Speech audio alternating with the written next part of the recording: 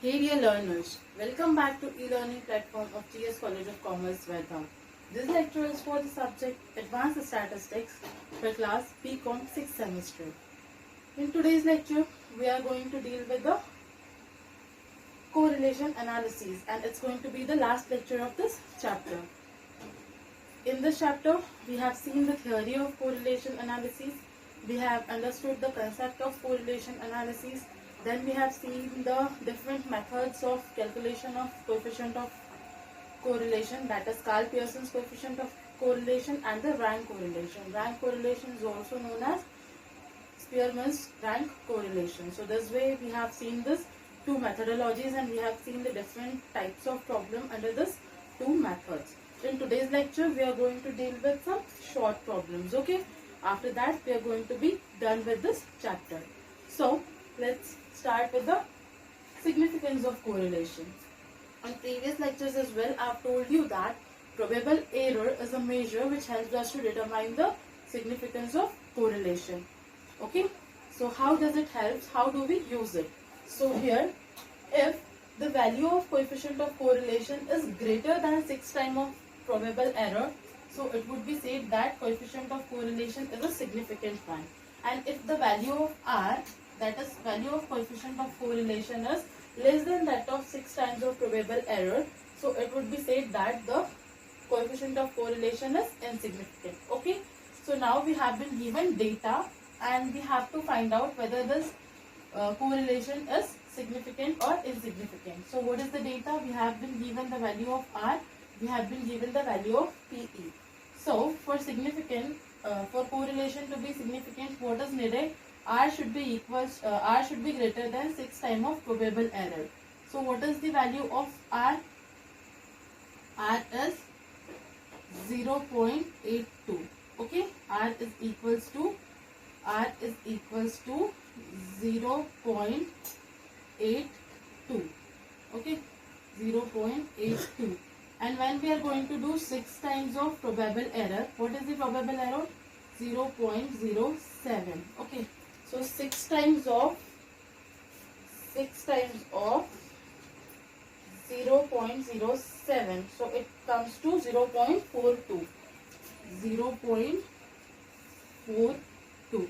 Here you can see that 0.82 is greater than 0.42, means coefficient of correlation is greater than the 6 times of probable error. Therefore, in this case, we will say that coefficient of correlation is a significant one. Okay, R is significant. So this way, if the significance of correlation is asked, so we use this method. Okay, R is significant. Then another thing that can be asked in the short problem is regarding the limits of correlation. What is the meaning of limits of correlation? Limits means the maximum limit and the minimum limit between which the coefficient of correlation lies. So how do we calculate maximum limit? To calculate maximum limit, we use R plus PE. R means coefficient of correlation and PE means probable error. And for calculating minimum limit, again we use R minus PE. R means coefficient of correlation and PE means probable error. Okay. So here we have been given R means coefficient of correlation and we have been given N means number of observation. But for calculating limits of correlation, we need to find out probable error. So what is the formula to find out probable error? PE is equals to 0.6745 into 1 minus R square upon under root N. Okay, so this is the formula. So here we will put this 0.6745 into 1 minus 0.6 square upon under root 64. Okay, we will simplify it. 0.6745 into 1 minus 0.6 square. What's going to be the square of 0.6? 0.6 into 0.6. So it would be 0.36. Means 1 minus 0.36. What's going to be the under root of 64? 64. Under root of 64 would be 8. Okay. So 0.6745 into 1 minus 0.36. It will come to 0.64. 0.64 upon 8. So 0.6745 into 0.64 divided by 8. It will come to 0.08. 0.08. So 0.6745 into 0.08. It will come to 0.05. 0.054. Okay. 0.05054. We have rounded it up to 3 digits. Okay. So now we have got the probable error. Now what we have to find? We have to find out the minimum limit and the maximum limit. So for maximum limit, what we have to do? Maximum limit. So here what we have to do? R plus PE. What is the value of R? 0.6. What is the value of PE? 0.054. So 0.6 plus 0.054. It comes to 0.654. Maximum limit is 0.654. How do we calculate minimum limit? So minimum limit is equals to R minus PE, means 0.6 minus 0.054. So it will come to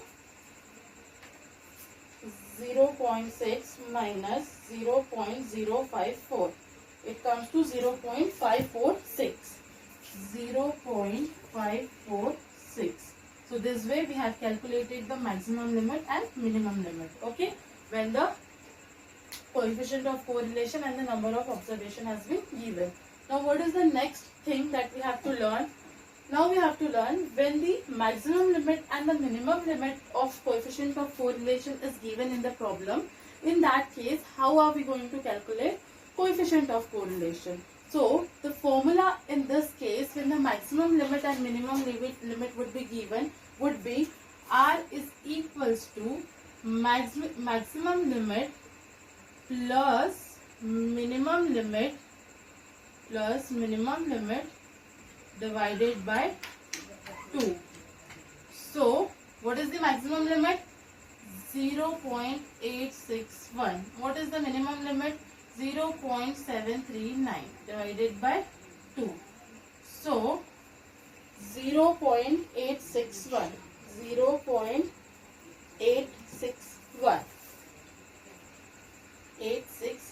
plus 0.739 divided by 2.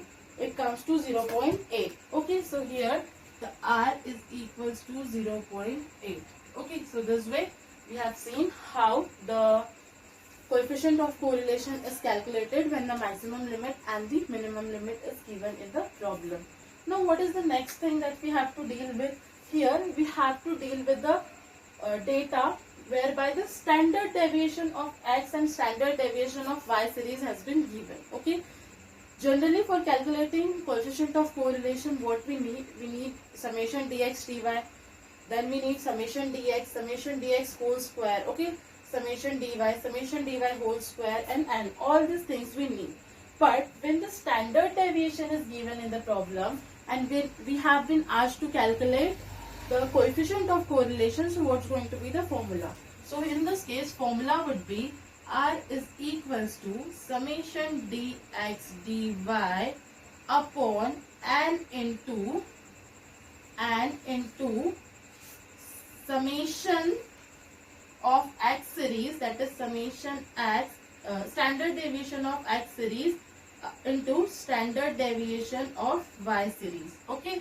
So here we have been given summation dx dy, which is equals to 42,075. Okay.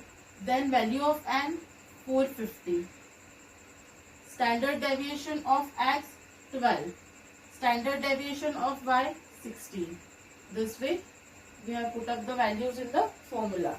Now we have to perform the mathematical operation. Okay, 450 into 12 into 16, it will come to 86,400. 86,400.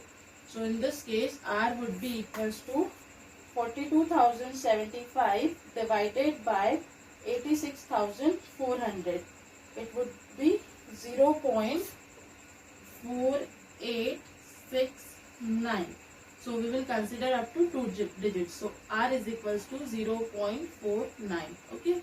So here when the standard deviation is given, we have calculated the coefficient of correlation. Okay. Now what is the next thing? Next thing is, firstly we have to understand the relationship between the variance and the standard deviation, and then we have to see how are we going to calculate the coefficient of correlation when the variance is given. Okay. So when we talk about the variance, so variance is always equals to the square of standard deviation. Means variance would be equals to standard deviation into standard deviation. That is the square of standard deviation. And when the variance is equals to a square of standard deviation, so standard deviation would be equals to under root of variance, right? Standard deviation would be equals to under root of variance, right? When the square would shift to the side, so it would be converted into under root because it's square. Therefore, standard deviation is equals to the under root of variance. Now, we will learn how to calculate the coefficient of correlation when the variance is given in the problem. Okay. So, we cannot calculate the coefficient of correlation directly when the variance is given in the problem. But we have a formula to calculate the coefficient of correlation when the standard deviation is given. And here, with the help of this variance, we can find out the standard deviation for the X series and the standard deviation for the Y series. So let's calculate standard deviation for the X series. SD of X series. Okay. What is the formula to calculate standard deviation? What is the method to calculate standard deviation when the variance is given? So under root of variance would be equals to standard deviation. So what is the variance of X series? 36.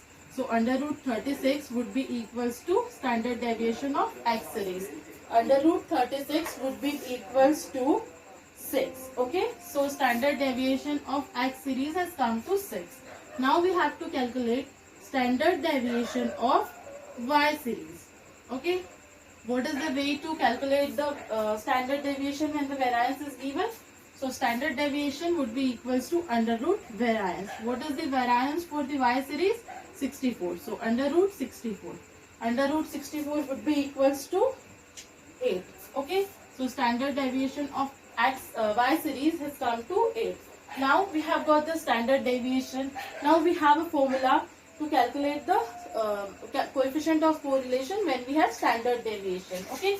So what is the formula? R is equals to summation dx dy upon n into standard deviation of X series into standard deviation of Y series. Okay. So what is the value of summation dx dy? It is given in the problem. It is 122. Okay. What is the value of n? It's also given. It's 30. What is the value of standard deviation of X series? We have calculated it over here with the help of variance. So it comes to 6. Okay.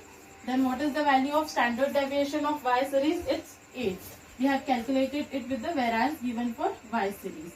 So now 122 divided by 30 into 6 into 8. 30 into 6 into 8.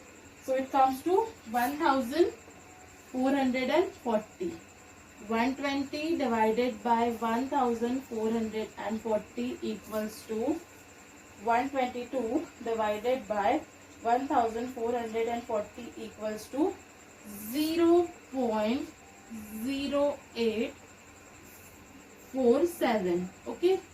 We will take up to 2 digits. Therefore, R is equals to 0.08. So this way we have calculated the coefficient of correlation when the variance is given in the problem. Okay.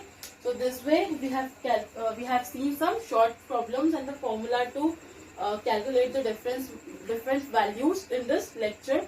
It can be helpful to you for solving the 4-mark question, and at the same time it may happen that you may have the MCQ exam this time also. So it will help you in MCQ exams as well. So these formulas are very important. So you are requested to keep watching the lectures. You are requested to keep revising the lectures, and stay safe, stay home. Thank you so much.